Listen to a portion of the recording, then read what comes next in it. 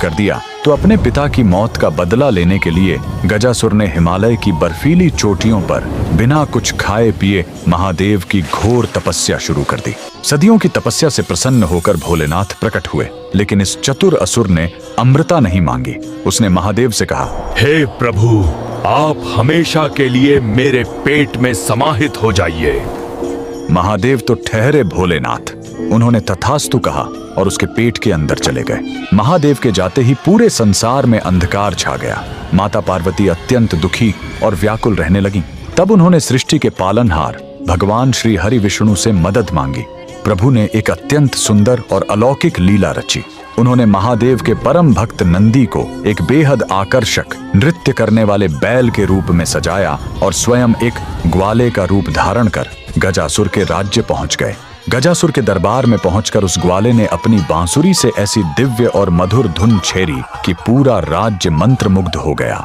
उस अलौकिक संगीत पर अपने आराध्य शिव के वियोग में तड़प रहे नंदी ने ऐसा अद्भुत और भक्तिमय नृत्य किया कि गजासुर अपनी सुध बुद्ध खो बैठा। अहंकार और अत्यधिक प्रसन्नता में आकर उसने कहा, मांगो ग्वाले, तुम्हें क्या वरदान चाहिए? गणेश के धर से जोड़ा गया था। आइए जानते हैं रोंगटे खड़े कर देने वाली यह कहानी। यह अद्भुत कथा शिव पुराण की है, जो प्राचीन काल में घटी थी। यह खूंखार राक्षस गजासुर था, जो असुर राज महिषासुर का पुत्र था। जब माता दुर्गा ने महिषासुर का वध कर दिया तो अपने पिता की मौत का बदला लेने के लिए गजासुर ने हिमालय की बर्फीली चोटियों पर बिना कुछ खाए पिए महादेव की घोर तपस्या शुरू कर दी। सदियों की तपस्या से प्रसन्न होकर भोलेनाथ प्रकट हुए, लेकिन इस चतुर असुर ने अमृता नहीं मांगी। उसने महादेव से कहा, हे प्रभु, आप हमेशा के लिए मेरे पेट में समाहित हो जाइए। महादेव तो ठहरे भोलेनाथ। उन्होंने तथास्तु कहा और उसके पेट के अंदर चले गए। महादेव के जाते ही पूरे संसार में अंधकार छा गया। माता पार्वती अत्यंत दुखी और व्याकुल रहने लगी।